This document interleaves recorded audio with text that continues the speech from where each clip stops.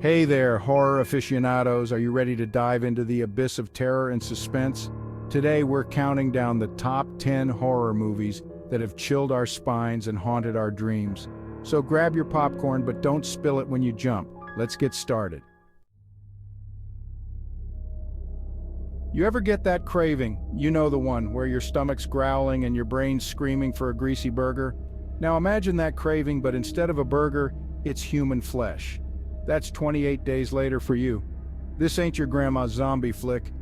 These infected aren't dragging their feet moaning for brains. They're hopped up on rage, sprinting like Olympians with a taste for blood. It's a terrifying look at what happens when a virus flips the switch on our primal instincts. The film doesn't shy away from the gore, but what sticks with you is the constant tension, the feeling that nowhere is safe. You're right there with the survivors, holding your breath as they navigate deserted streets, always one wrong turn away from a crimson-soaked frenzy. And those eyes, man, the infected's eyes are like windows to pure, unadulterated rage. It's enough to make you swear off fast food forever. 28 Days Later is more than just a horror movie. It's a commentary on the fragility of society, a reminder that the line between civilization and savagery is thinner than we think. It's a film that stays with you long after the credits roll, leaving you questioning your own survival instincts and eyeing your fellow humans with a healthy dose of suspicion. Before flesh-eating was a genre staple, before every other video game had you blasting away at hordes of the undead, there was Night of the Living Dead. This is the granddaddy of zombie flicks, the one that started it all, and let me tell you, it still packs a punch. It's black and white, sure, but don't let that fool you. The stark visuals only amplify the raw terror that unfolds on screen. We're thrown headfirst into a nightmare as the dead rise and turn on the living. No explanation, no cure, just pure primal fear. What makes Night of the Living Dead so effective is its simplicity. It's a story of survival, of strangers trapped together as the world crumbles around them. The characters are relatable, their fear palpable, and you can't help but root for them as they fight tooth and nail against the relentless horde. But Night of the Living Dead is more than just a bloodbath. It's a film that holds a mirror up to society, exposing our prejudices and fears. The film's ending, man, I won't spoil it, but it's a gut punch. A bleak reminder that sometimes the real monsters are us. This is a film that deserves to be seen, not just for its historical significance, but for its timeless ability to terrify and provoke. It's a true horror classic that continues to haunt our nightmares, reminding us that sometimes the scariest monsters are the ones we create ourselves. You're stuck in the Antarctic, miles from civilization, surrounded by ice and snow. You're freezing your tail off, but at least you're safe, right? Wrong. Because in The Thing, the cold isn't the enemy, it's what's hiding in it. This isn't your average monster movie, this is pure psychological horror. See, The Thing, it's an alien parasite that can perfectly imitate any life form it touches. That means anyone, your best friend, the guy who makes your coffee, even your dog could be The Thing. Talk about paranoia, right? The film masterfully builds tension, making you question every character, every interaction. It's a slow burn, but when it ignites, it explodes in a flurry of grotesque transformations and bloody showdowns. And the creature designs? Forget about it. They're the stuff of nightmares, a twisted fusion of flesh and bone that will make you want to sleep with the lights on.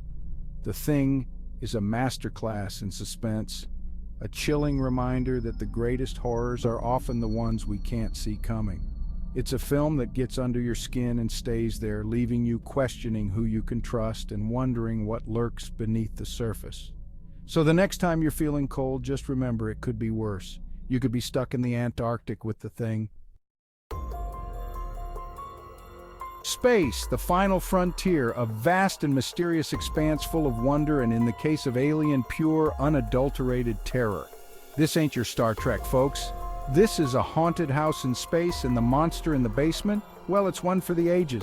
We're talking about the Xenomorph, a creature so perfectly designed to kill, it's almost beautiful in its brutality. It's got acid for blood, a mouth inside its mouth, and a sleek biomechanical design that still sends shivers down my spine. But Alien isn't just about jump scares and gore. It's a masterclass in building suspense. The film takes its time, letting the tension simmer as the crew of the Nostromo slowly realize they've picked up something deadly. And Sigourney Weaver is Ripley. Forget about it, she's a badass, taking charge and fighting back against the alien menace. She's the ultimate final girl, and her fight for survival is one for the cinematic history books. Alien is a film that gets under your skin and stays there, leaving you terrified of the dark corners of space and the creatures that might be lurking in them. It's a reminder that sometimes the scariest monsters are the ones we least expect. Ever have one of those dreams, the kind that clings to you even after you wake up, leaving you feeling unsettled and disturbed? Now imagine that feeling, but amplified 1,000-fold, because in A Nightmare on Elm Street, your dreams are the least safe place to be. Freddy Krueger, the man of your nightmares, literally. He's got the burned face, the striped sweater, and that iconic glove with knives for fingers. He's the boogeyman of your subconscious, and he's coming for you in your sleep. What makes Freddy so terrifying is his ability to tap into our deepest fears, to twist our dreams into horrifying landscapes where we're completely at his mercy. He's a manifestation of our anxieties, a reminder that sometimes the scariest monsters are the ones we create ourselves. A Nightmare on Elm Street is a visually striking film, full of surreal imagery and nightmarish sequences that will stay with you long after the credits roll. It's a film that plays with your mind, blurring the lines between reality and fantasy, leaving you questioning your own sanity. This is a classic slasher flick with a supernatural twist, a film that reminds us that sometimes the most terrifying monsters are the ones we can't escape, even in our sleep. So the next time you close your eyes, just remember, Freddy might be waiting. What's your favorite scary movie? It's a simple question, but in the world of Scream, it's a loaded one, a gateway to a world of terror, where the lines between horror movies and reality blur. This is a film that's both a love letter to and a deconstruction of the slasher genre. It's self-aware, referential, and downright hilarious at times, but don't let that fool you. Scream is also scary as hell. Ghostface, the masked killer who terrorizes the town of Woodsboro, is an icon, a symbol of our collective fear of the unknown. He's the embodiment of our darkest fears, a reminder that sometimes the scariest monsters are the ones we least expect. The film's opening scene with Drew Barrymore is one of the most iconic in horror history, a masterclass in suspense and brutality. It sets the tone for the rest of the film, a wild ride through the conventions of the slasher genre, full of twists, turns, and plenty of blood. Scream is a film that revitalized the slasher genre, bringing a fresh perspective and a self-aware wit to a genre that had become stale. It's a film that's both scary and funny, a reminder that sometimes the best way to face our fears is to laugh at them. It's Halloween night, the leaves are turning, there's a chill in the air, and Michael Myers is coming home. John Carpenter's Halloween is a masterclass in minimalist horror, a film that proves you don't need gore and jump scares to terrify an audience. The film's power lies in its simplicity. Michael Myers, the escaped mental patient with a white mask and a thirst for blood, is the embodiment of pure evil. He's a force of nature, relentless and unstoppable. Carpenter's use of suspense is masterful. He builds tension slowly, using long takes and eerie music to create an atmosphere of dread that permeates every frame. You know something bad is going to happen, you just don't know when or where. Jamie Lee Curtis as Laurie Strode is the quintessential final girl, a resourceful and determined teenager who refuses to be a victim. Her fight for survival against Michael Myers is one of the most iconic in horror history.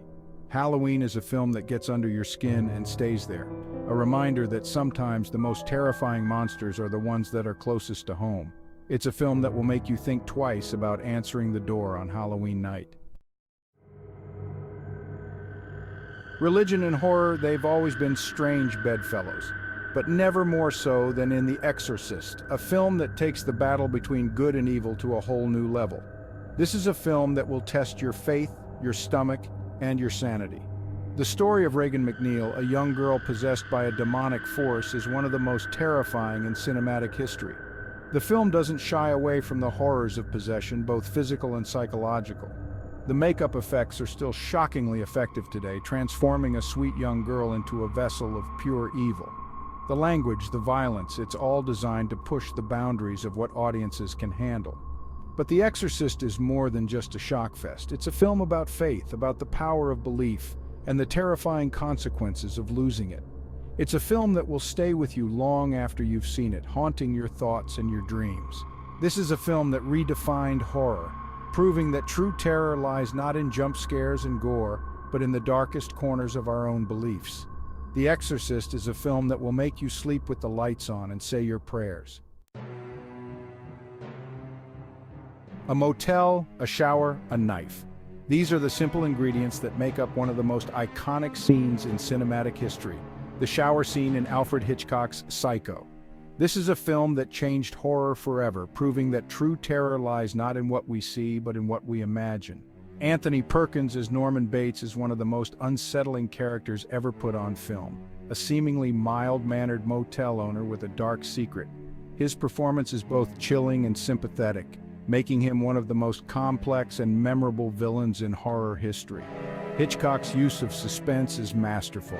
He plays with the audience's expectations, leading them down one path before pulling the rug out from under them. The film is full of twists and turns, keeping you guessing until the very end.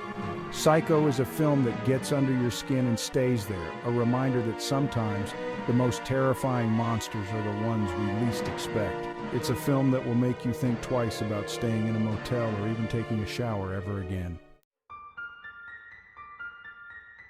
Before Dracula, before Bela Lugosi, before vampires sparkled in the sunlight, there was Nosferatu, the silent film that introduced the world to the true horror of the undead.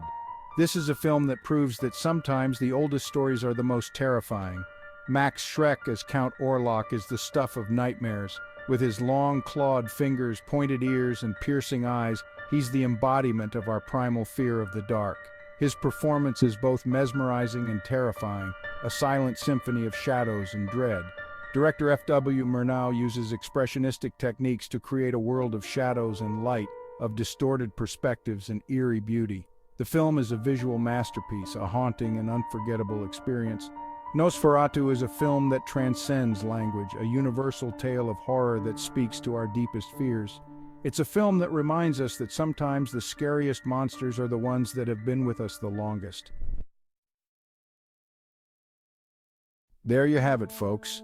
The 10 best horror movies that have left their mark on cinema and our sleep patterns. Did your favorite make the list? Let us know in the comments below, and don't forget to like, share, and subscribe for more bone-chilling content. Until next time, keep the lights on and the doors locked.